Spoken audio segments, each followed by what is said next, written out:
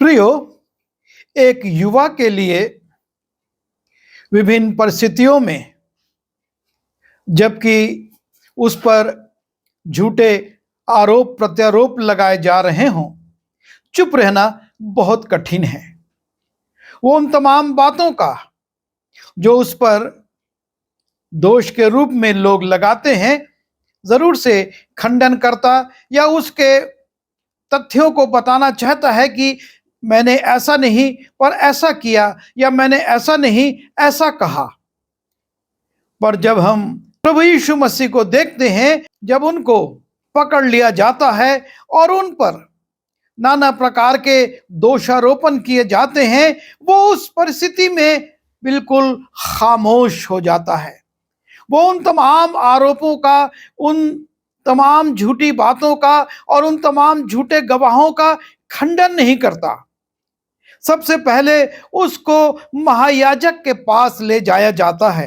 और जब हम मत्ती रचित सुसमाचार उसके 26वें अध्याय के 62वें पद को देखते हैं, वहां पर लिखा है, तब महायाजक ने खड़े होकर उससे कहा, क्या तू कोई उत्तर नहीं देता?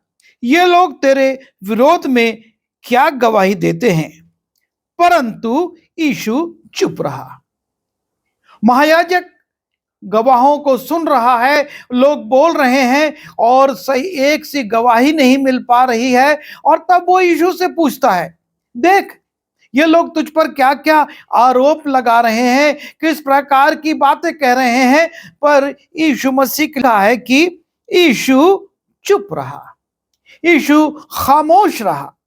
और उसके बाद महायाजक उसको शपथ धराता है परमेश्वर की, और तब यीशु मसीह कहते हैं, क्योंकि वो परमेश्वर की शपथ दिला चुका है।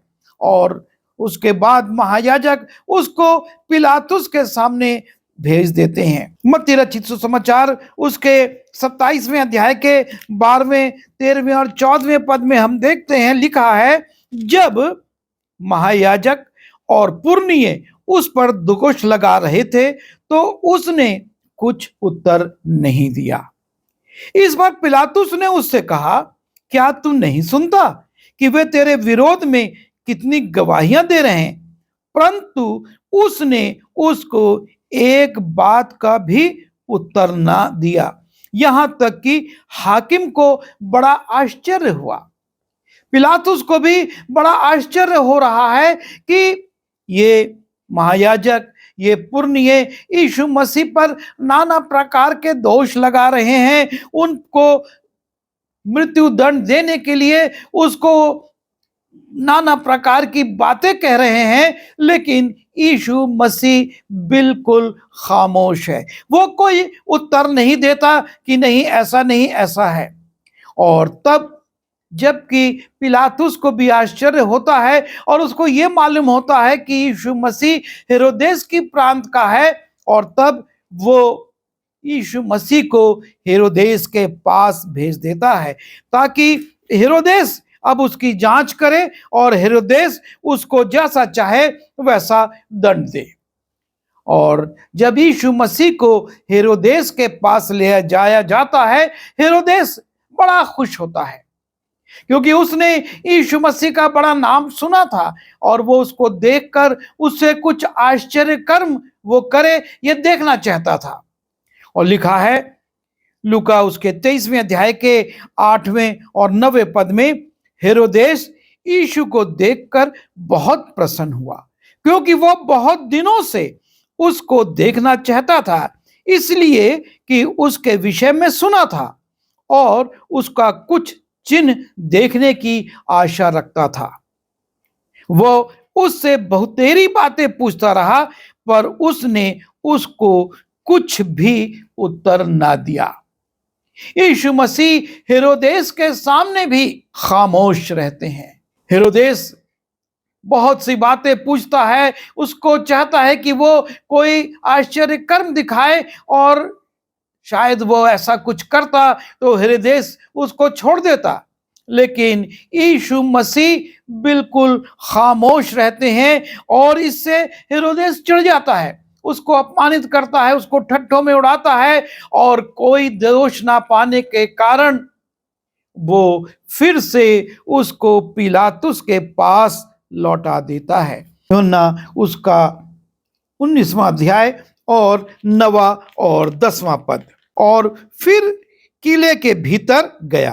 पिलातुस के विषय में लिखा जा रहा है कि पिलातुस ने ये सब बातें सुनी तो और भी डर गया और फिर किले के भीतर गया और यीशु से कहा, तू कहाँ का है? परंतु यीशु ने उसे कुछ भी उत्तर ना दिया। पिलातुस उससे पूछ रहा, तू कहाँ का है, क्या है, कैसा कुछ, लेकिन यीशु मसीह पिलातुस को कोई भी उत्तर नहीं देते हैं। पिलातुस उससे कहता भी है कि तुझे छोड़ने और तुझे दंडित करने का अधिकार मेरे पास है। यीशु मसीह कहते हैं, यदि ऊपर से ना दिया जाता तो तेरा कुछ भी अधिकार नहीं।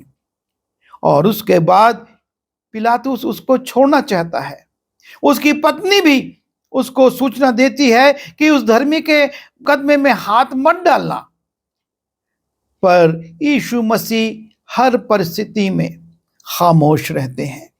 जब उनको क्रूस पर लटका दिया जाता है, लूका रचित सुसमाचार उसके 23वें अध्याय के 35वें पद में देखते हैं, और वहां पर सामने भीड़ खड़ी है और यीशु मसीह को ललकार रही है। लिखा है, लोग खड़े खड़े देख रहे थे और सरदार भी ठट्ठा करके कहते थे कि इसने औरों को बचाया। यदि ये परमेश्वर का मसीह है और उसका चुना हुआ है तो अपने आप को बचा ले। वो चुनौती दे रहे हैं। तू कहता है कि मैं परमेश्वर का भेजा हुआ हूं, उसने मुझको इस संसार में इन कार्यों को करने के लिए भेजा है, तो तू अब उतर आना। सिपाही भी पास आकर और सिरका देकर उसका ठट्ठा करके कहते थे, यदि तू यहूदियों का राजा है तो अपने आप को बचा। वो भी चुनौती देते हैं सिपाही कि तू यहूदियों का राजा है तो अपने आप को बचा ले।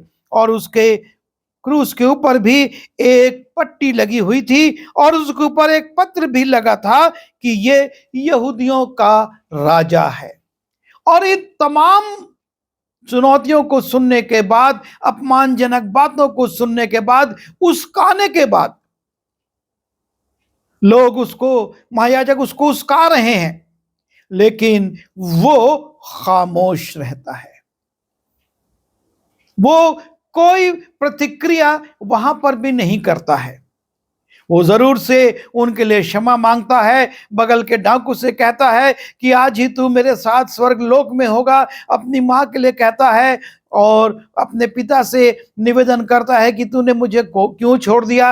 अपनी प्यास को प्रकट करता है, अपने कार्य को पूरा करने की बात कहता है और अपने प्राण को परमेश्वर के हाथ में सौंपता है। लेकिन वो इन तमाम आरोपों और प्रत्यारोपों का कोई जवाब नहीं देता। नहीं कहता कि तुम ऐसा मुझको क्यों कहते हो, मैंने तो बीमारों को चंगा किया और तुम मुझ पर झूठे दोष लगाते हो।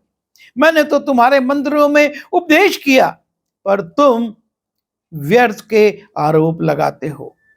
और तब मन में प्रश्न उठता है कि यीशु मसीह क्यों खामोश रहे।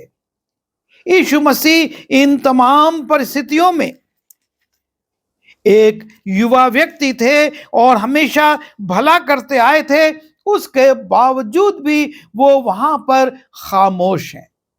और उसका पहला कारण है कि वो भविष्यवाणी जो यशायाह के द्वारा की गई थी पूरी हो। जब हम यशायाह उसके 53वें अध्याय के 7वें पद को देखते हैं, वहां पर यशायाह यीशु मसीह के जन्म के लगभग 800 वर्ष पहले इस बात को लिखता है, वो सताया गया तो भी वो सहता रहा और अपना मुंह ना खोला।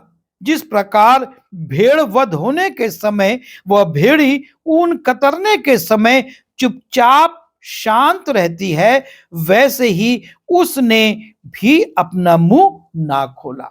यीशु मसीह ने अपना मुंह नहीं खोला, वो शांत रहा, खामोश रहा, क्योंकि यिर्मयाह ने भविष्यवाणी कर दी थी। तमाम बातों को उसने प्रकट कर दिया था कि उसके साथ किस प्रकार से सताव होगा और वो उसमें शांत रहेगा और यीशु मसीह शांत रहता है।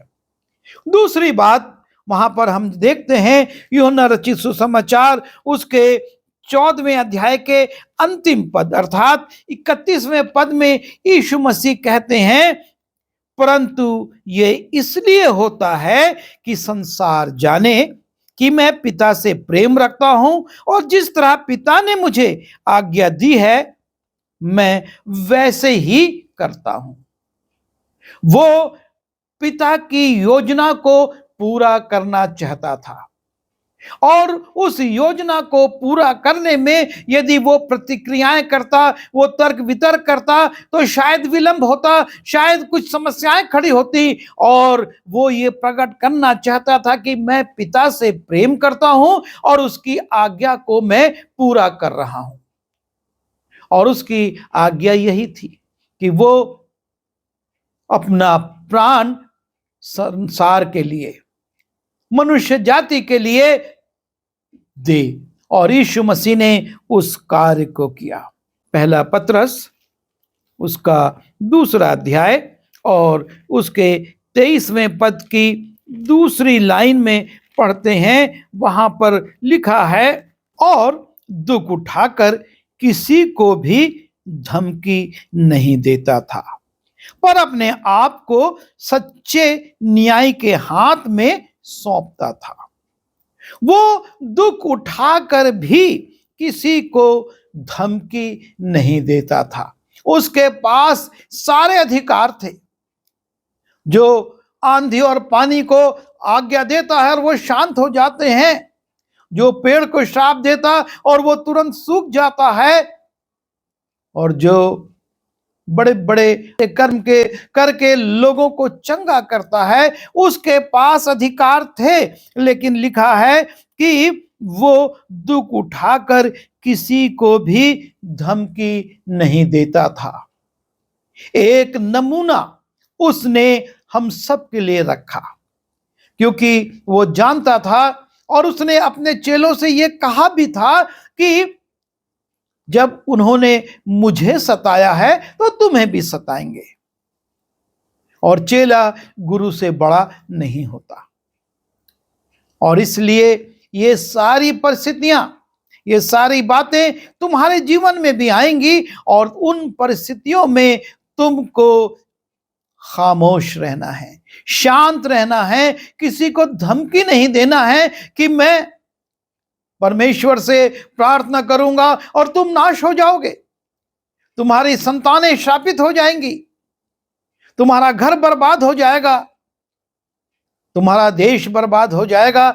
ऐसी कोई भी प्रतिक्रिया ना यीशु मसीह ने की और इसका नमूना भी रखा कि हम भी अपने जीवन में इस बात पर विचार करें कि हमको विपरीत परिस्थितियों में, संकट के समय में, जब संसार झूठे आरोप लगाता है, हमको शांति से, खामोशी से सब बातों को सहना है, अपने आप को सच्चे न्याय के हाथ में सौंप देना है।